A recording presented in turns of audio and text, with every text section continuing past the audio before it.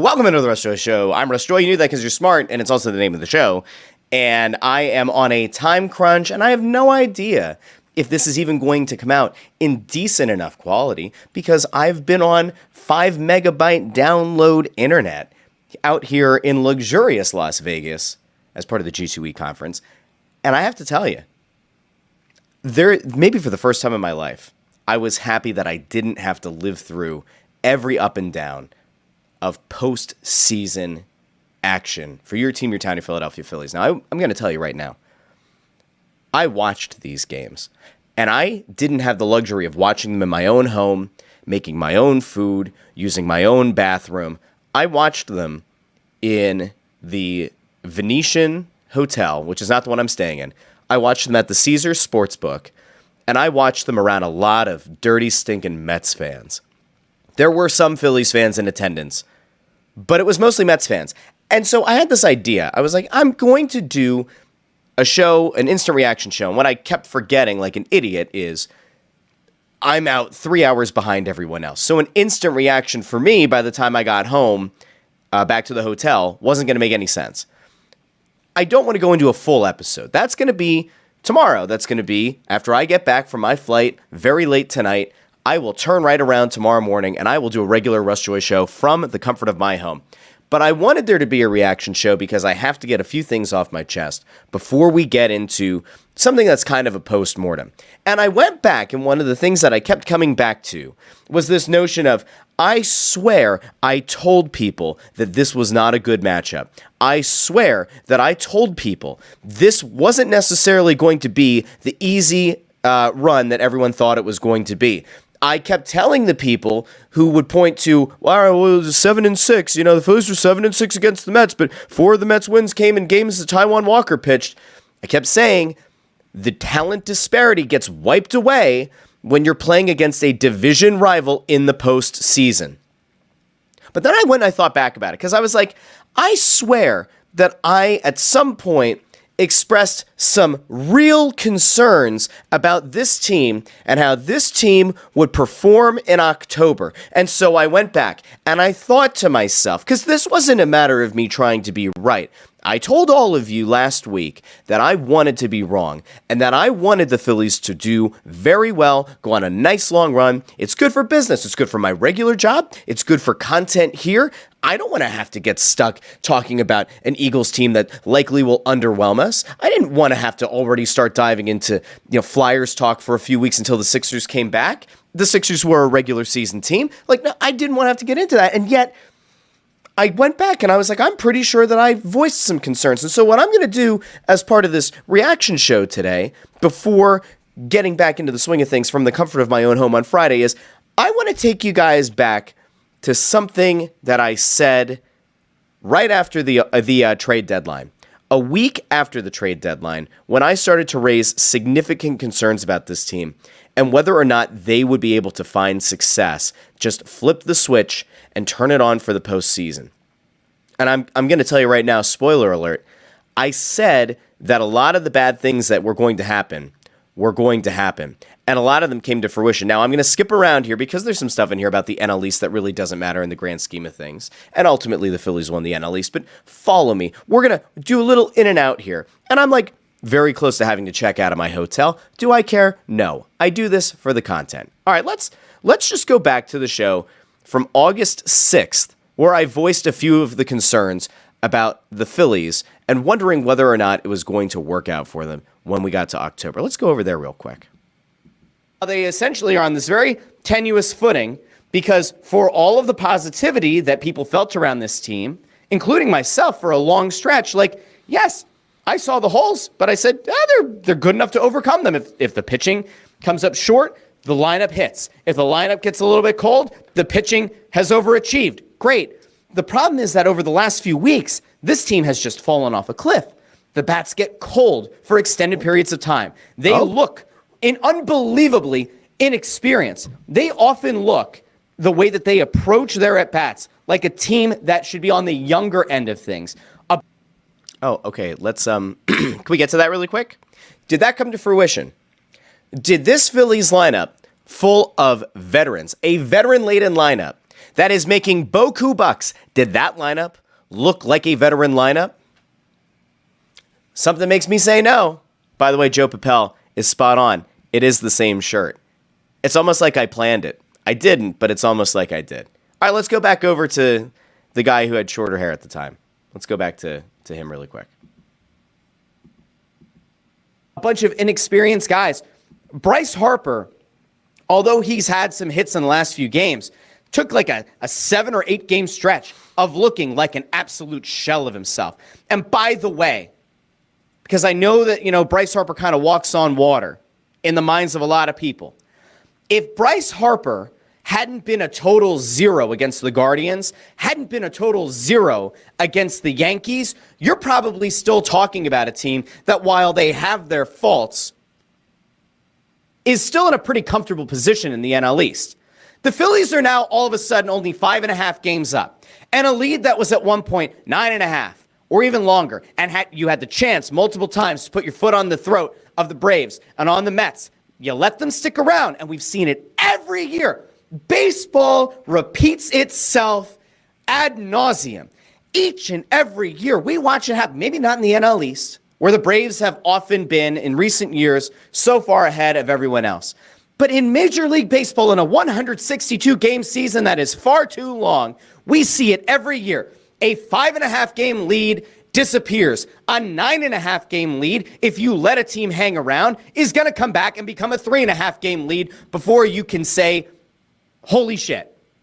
It happens every year. And the Phillies had multiple chances to put the Braves out of their misery or to extend enough of a lead that even with the no... Now, I just want to go back to two things there. Bryce Harper, he had moments in this series. Was Bryce Harper a dominant performer in this series? No. Did Bryce Harper get on base? Yes. Did he draw walks? Yes. Did he have many iconic moments in this series? No. He had a critical home run that set up Castellanos to tie the game in Game 2, which ultimately led them to a win. He had some big hits. Did Bryce Harper have monumental, legacy-making moments in this postseason? He didn't. I'm not going to blame Bryce Harper. I don't really think it was his fault. I think he's one of the very few guys on this team who gave you relatively decent production and was relatively consistent. Iconic moments, no. But his inability to perform against Cleveland and New York, which at the time I said was a real problem, and the fact that the Phillies no-showed that series against the Yankees, I said was going to come back to bite them.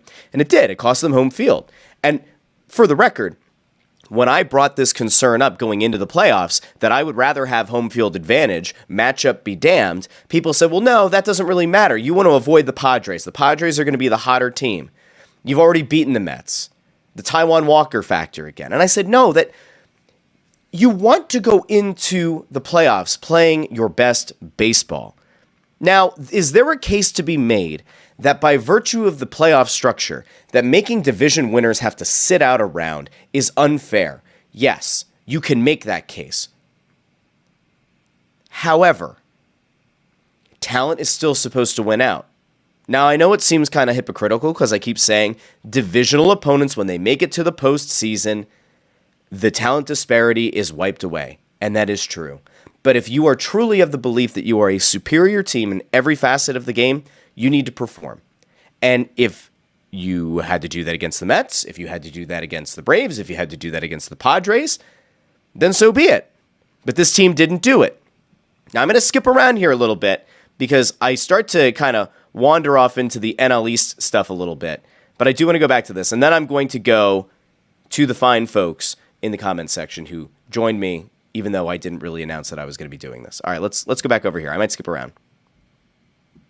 Notion of, all right, well, you have a couple series go wrong. All of a sudden it gets to 6.5, but then you go back to your winning ways and that becomes a 10-game lead again and you're comfortable and you kind of coast.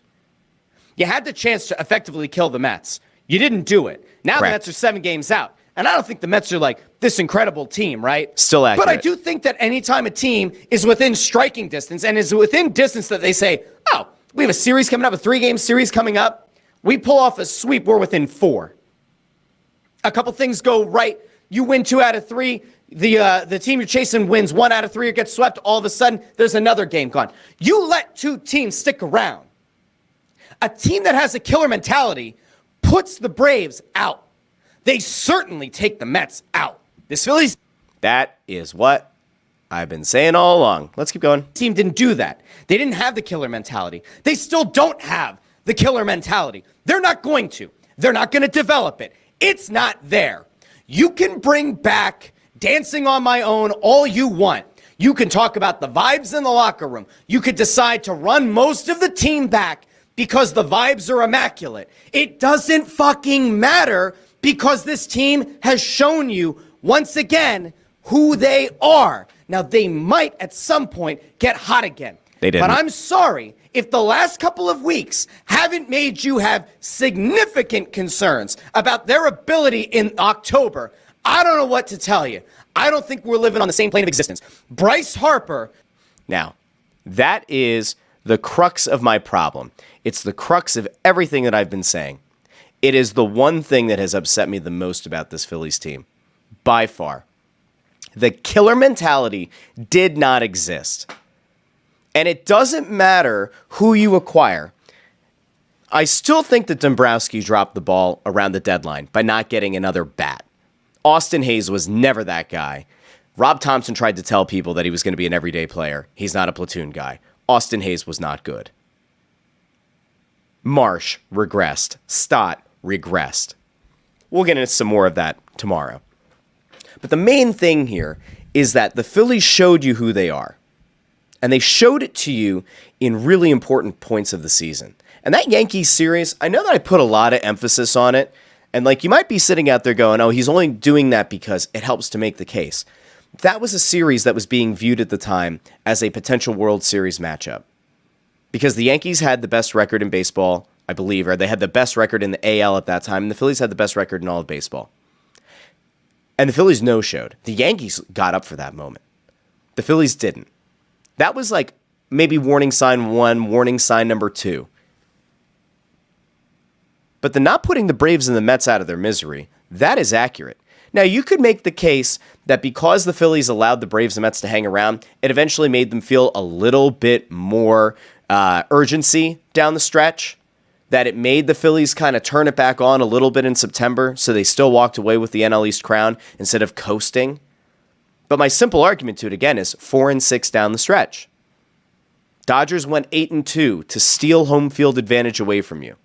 The Mets played much better baseball down the stretch, and then the Mets got to go out and they got to win a wild card series. Now, again, do you think that the layoff is what ultimately killed the Phillies? I don't. Again, I think the Phillies were built to be a team that was supposed to compete in October, that had guys from 1 to 6 that were supposed to compete. And I'm pretty sure I get to that here in a second. We'll bring this one back up.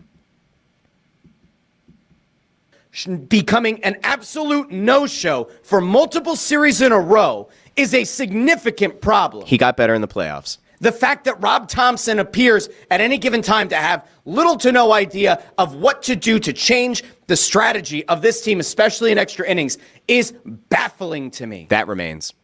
And the fact that Dave Dombrowski was given this, I don't know what the hell we'd even call it. He was given this almost like blessing of the fan base around the trade deadline. Oh, they went out and got Hayes. Hayes is going to he'll be a good bat. Rob Thompson said that he's not a platoon guy. He's going to be an everyday guy. Estevez, like he's going to be a lockdown closer. It's going to be great. Everybody kind of sold themselves on this. The rotation is one injury away from this season going under. Because we're going to skip ahead. I still think that was correct. Although, for a couple of weeks, you're in bad shape. I will say that the thing that was different about the Phillies rotation is that Suarez managed to gut out a decent enough performance in Game 4. Sanchez gave you a good enough effort in Game 2 to keep you in it. And ultimately, he's still your number 4 starter. You put him in the number 2 spot. We can shit on Aaronola if you want.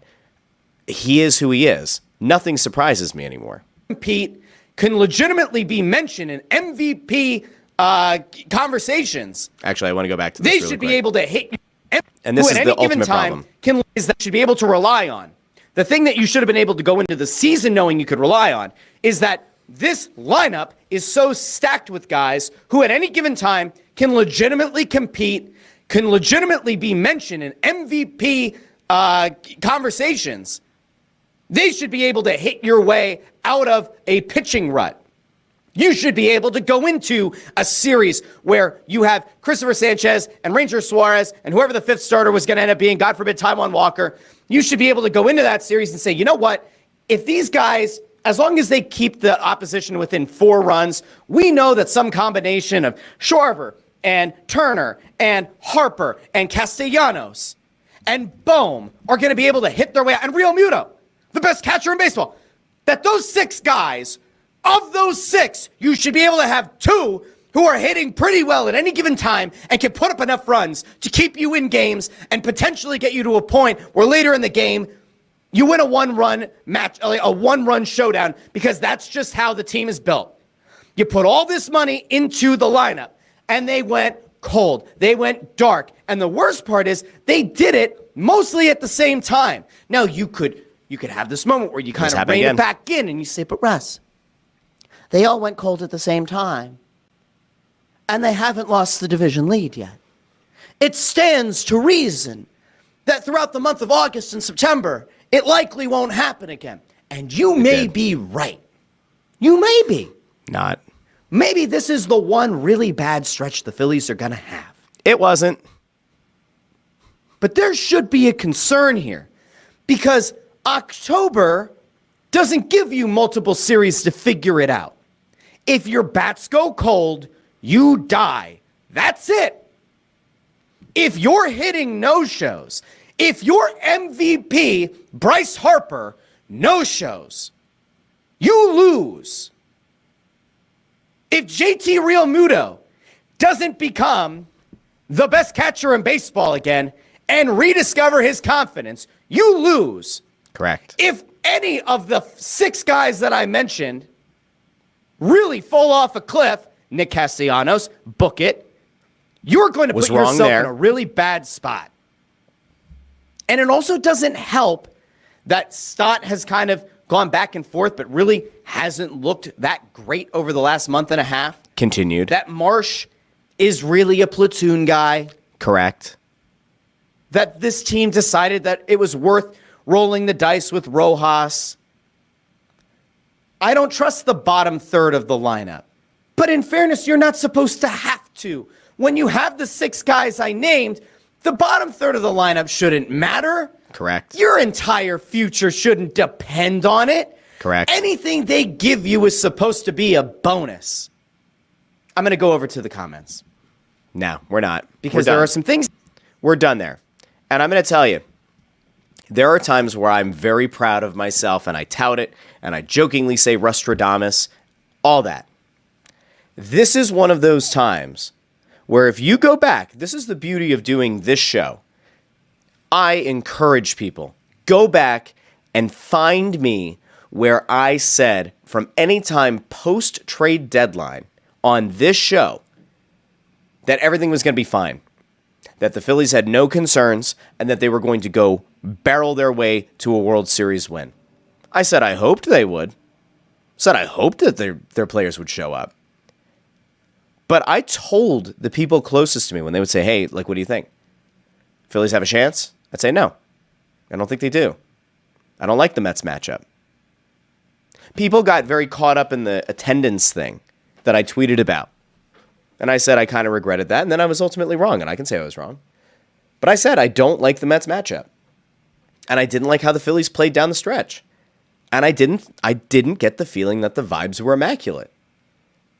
And maybe this should serve as a cautionary tale for Dave Dombrowski, for John Middleton, for Rob Thompson, that having good vibes is important. And in the workplace, having good vibes is important. But what is also important is having people who do the job and who do their jobs well and who perform their duties as expected.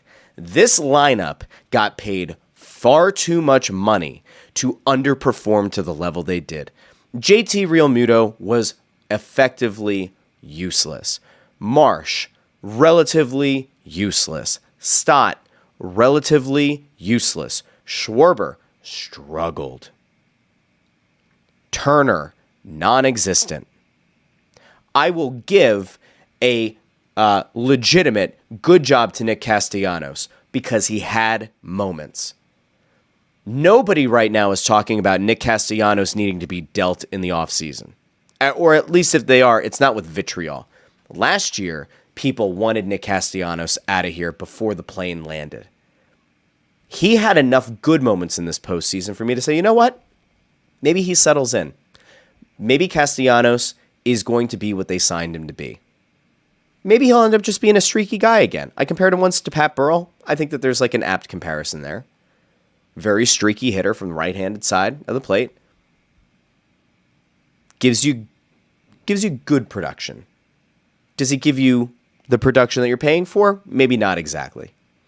But this lineup is paid far too much to not be able to manufacture runs. And that, I think, ultimately is where the Phillies made the biggest mistake. And I think that's where we saw the Phillies really lose any hope of finding success. And there's a thing that I saw this morning that really stuck out to me. And this came out yesterday. I don't know where this guy works for. Okay, so a guy, Robert Orr, over on X, tweeted out something that kind of speaks to this idea that the Phillies' bats didn't either work good counts or at least didn't approach their at-bats in an intelligent way. Now, I sometimes conflate the two. I'll say they didn't work a count. And that has a different connotation versus like having a competitive at-bat. Okay, fine. I just want you to see this. And a lot of you might have already seen it by now. But this just gives you an idea of how other teams adjusted to the Phillies hitters and how the Phillies hitters failed to adjust. So you see this graph, unless you're listening in the podcast feed, then you don't see it. But you can imagine. The Phillies' swing percentage on fastballs, four-seamers, sinkers, hard cutters, their swing percentage jumped from the regular season to the postseason from 48% to 57%. Their chase percentage on fastballs jumped significantly from 29% to 44%. Oh, well, Russ, maybe they were just seeing more strikes and they felt like they had to go after it. Oh, Russ, maybe they were chasing because there was movement and it was pitches out of the zone. No. Zone percentage was nearly identical. Difference of 1% from 48% to 49% of pitches in the zone. Fastballs in the zone. This team lost their ability to identify what was happening. And this team started getting lazy, and this team started putting out bad swings, and they started chasing bad pitches. And if you want further evidence that Major League Baseball caught up to the Phillies, we said around the All-Star break is where this shit really hit the fan. Post-London series, it really hit the fan. Look at the graph. Look at their chase percentage month over month over month. 26% in July, 31% in August, 36% in September, 44% in October. And they also got maybe more aggressive is if that's how you want to go about it, that their swing rate went from 47% to 48% to 52% to 57%. Those are numbers. Those are actual tangible numbers. This team didn't adjust. Now, whether you hold that on Rob Thompson's head, is that you hold it over him, over his head? If you put it on Dombrowski, do you put it on the players? Clearly there's an issue. This team cannot come back the same next year. This can't be another run-it-back situation. Alec Boehm is a problem. Alec Boehm getting benched for lack of productivity to end the regular season and then start this series was a problem. Alec Boehm getting benched and then coming in and swinging at the first pitch and flying out was some of the dumbest shit. Like, it's a rocks for brain moment. And he did that for you consistently. If there was one thing Boehm was consistent at, it was being an underperforming player for this team. The guy made an all-star team and then proceeded to fall off the face of the earth. They have to make changes, but they have a lot of big money guys, and I don't know what the market's going to be. Now, I am going to go out to the comments here really quick because it's important. because I appreciate all the people who jumped in here. And then I do have to go because I have to go check out of this hotel before I get fined. John Leonard over on X says, what was a bigger implosion, the Tropicana or the Phillies? Good catch by John. The thumbnail of the episode is the implosion of the Tropicana Hotel. I tweeted out about it.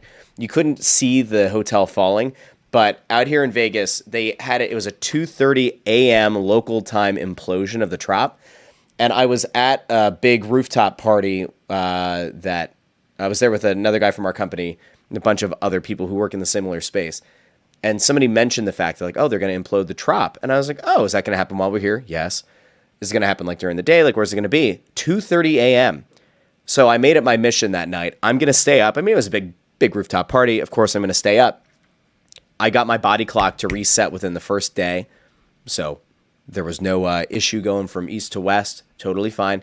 So I was out. 2:30. I'm standing on an overpass bridge thing, like pedestrian bridge, with a bunch of other people that I work with in the industry, and we're watching. And there are drones, so like doing the drone things with the A's logo and like the Tropicana logo and like a poker chip and a thanks for the memories and all that stuff and lots of fireworks. It was actually really cool. The Phillies were a bigger implosion because people knew that the Trop was going down. So one thing about Vegas, like there are numbers out there that float. Business is business. Numbers are numbers. The Trop was going down. The Phillies, on the other hand, people had an emotional connection to and really thought was going to pull the nose up on it. But remember, they were 45-20. This team started this season 45-20. And down the stretch, was it 50-47 is how they finished? It was like barely over 500. The Phillies showed you who they were. People just, I think, really... The problem that the Phillies have as an organization is they've done a very good job at humanizing their players. So people really do feel an emotional connection to Bryce Harper. They do feel a real emotional connection to Nick Castellanos and his son because that's a really cool father-son dynamic. They feel an emotional connection, or some people maybe just like the idea of the daycare. So they feel connected to those guys.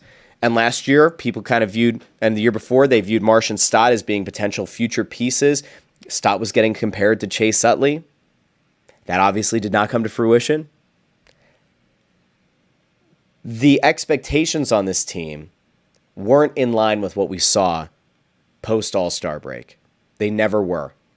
And people just thought that the Phillies would flip a switch. And I believe it was JT Realmuto was quoted after Game 4 as saying, we know we didn't play our best baseball down the stretch, but we really did think that when October got here and the playoffs arrived, that we were going to be able to flip a switch, and it never happened. All right, we're going to go over here. Chris Freed says, I say Eskin put a kiss of death on the team. When a suspension was publicly announced, the team started faltering. It was before that. Let's see. Ford checking in with some positivity today, depending on what you think of positivity. Says that we agree on the Phillies completely. Joe was commenting on me stopping myself. Ford says, I push back on the whole don't tell people you said it stuff because this is sports talk and you can absolutely refer to your calls you've made correctly and incorrectly. In fact, you should. I will tell you, it's the one thing that I really do take some serious pride in. When I'm wrong about something, I will gladly tell you I was wrong. And if I tell you I didn't say that and you find the clip and you show me that I did, I'll bring it on the show and I'll tell you I was wrong.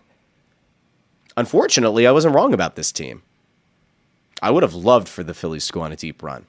I would have loved to have gotten to have an opportunity to take my family, take the kids and my wife to an NLCS game or to take them to a World Series game. Core memories. They're huge for little kids.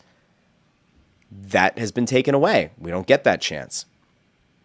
Joe Papel says, first round buys work in football, not in baseball. That's correct. Chris says over on YouTube, baseball can bank coin here by fixing the playoff issue. Go to 8 teams making the playoffs in each league. Just got cut the season back down to 154. Here's the problem. I've seen the idea thrown out there before about what if you let the top seed pick their wild card opponent, which I don't hate. It's actually kind of similar to what I thought the reward should have been for the team. What was it? It was around the NBA in-season tournament. I thought that there was something they could have done around that, or even with the play-in games in the NBA, would be interesting to see them allow the top seed to pick their opponent. It'll never happen, but it would be interesting. I got to run that back in my head and think of, like, I know that I had pitched that in another league before. Dersh says they are who we thought they were, and also is advocating for fire sale. Brianna Torres comes in and says Phillies, I think it's supposed to be Phillies win in 2015 or 2025. Maybe. They're going to have to make some significant changes to the roster. You can't possibly do the run it back. I don't see it. Dersh says, it doesn't matter what anyone says. Castellanos summed up the whole attitude. You fucking people. Yeah, maybe. Joe Papel says it'd be interesting to see the comments that went along with Russ replaying it. Yeah, I didn't bring up any of the comments from that original episode. It would have been a little bit too complicated. Dersh, millions of dollars in analytics and forecasting outweighed by vibes. GTFO. Ford says they lost to Arizona due to their inability to manufacture runs, and they did nothing to make that better. And that, yes, and then it happened again last postseason. They went out and got Whit Merrifield because they thought that he could be a contact hitter that would provide some balance to a lineup that is predicated on the long ball. That didn't work. I don't know what to tell people. Joe Papel mentioned about Burrell and Worth, how they protected Ryan Howard. Ruben never replaced them. The one thing I will say, I mean, again, I'm going to give Castellanos some of his flowers here. Castellanos is not why they lost the series. He had some frustrating at-bats, but he had some productive at-bats. He wasn't the reason they lost. He wasn't even close. Dersh thinks that the Phillies are going to run it back twice as hard. Good God. Michael Sirkin, I don't remember this name on YouTube, but hello, Michael. Don't forget to hit the like button and subscribe to the channel. Don't forget about the drive to 500. If you've missed it, the drive to 500 subscribers. If you subscribe to the YouTube channel, we get to 500 subscribers within the 7 days that follow that date, whatever it is. Let's just say it's October 15th. We hit 500 subscribers on the Russ Joy Show channel. 7 days from that date, I will pick a random subscriber to the channel. That person will win the jersey of their choice. It could be a Philly sports team, could not be a Philly sports team. At this point, given how things are going, you might not want to get a Philly sports team jersey, but a value of up to $175 could be any league, as long as it's readily available and from like a legal place to buy jerseys. You get to pick it. So subscribe to the channel. It is free to you to subscribe. Let's get to 500 subscribers. Joe Papel brought up Tropicana Field. It is horrific. We might talk about that on Friday's show. The images that came out of that were just truly terrible. Dersh corrected the down the stretch record, 50-48. Joe says practically a 500 team lost to the hottest team in baseball after the Mets recovered from an awful start. That is actually the truth. The Mets got off to such a poor start. Remember, they had injuries. They finished, I think it was post-All-Star break. They had the best record, or one of the top 3 records in baseball. It was a tale of two teams, almost inverse trajectories for the Phillies and the Mets. Nick DeCristo says, I half expected this from the offense. We've seen it before, but I never expected Hoffman and Strom's balls to shrivel up so much. The bullpen is a legitimate concern. There's no erasing that. There's no denying that the bullpen was a problem. Strom disappearing like he did was horrific. Hoffman, not good. Not in the least. Estevez, very disappointing giving up the grand slam. I will point out that Estevez is supposed to be your closer. I understand the desire in a high leverage situation to put him in there and try to get the outs and try to maybe like turn a double play.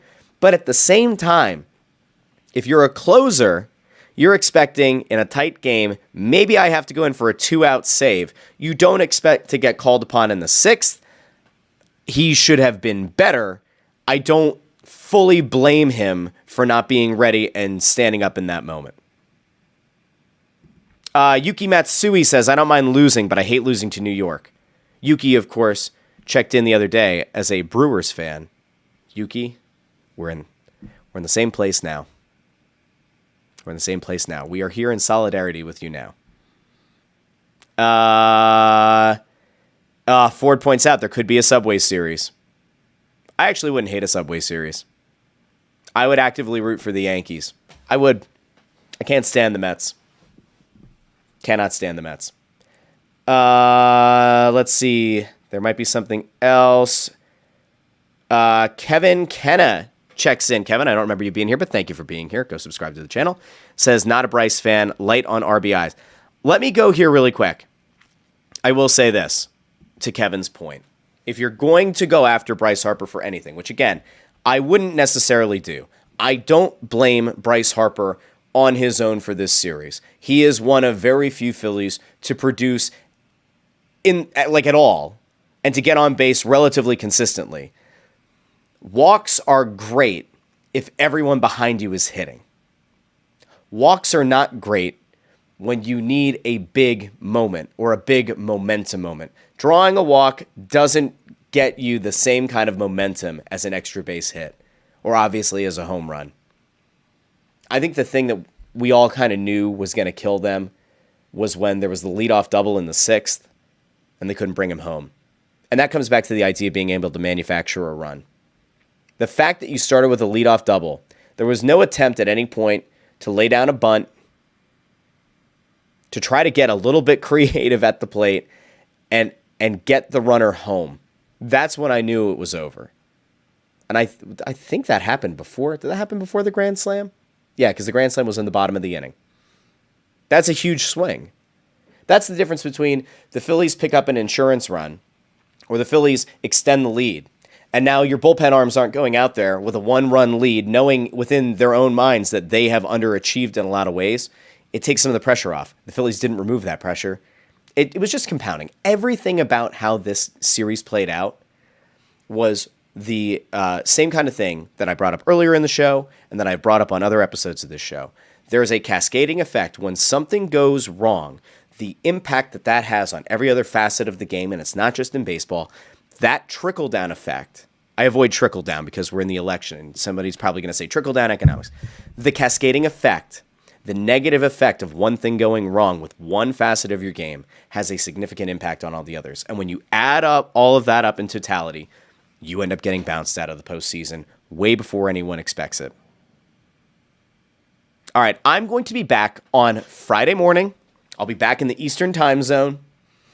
I'll be doing the show from the comfort of my office.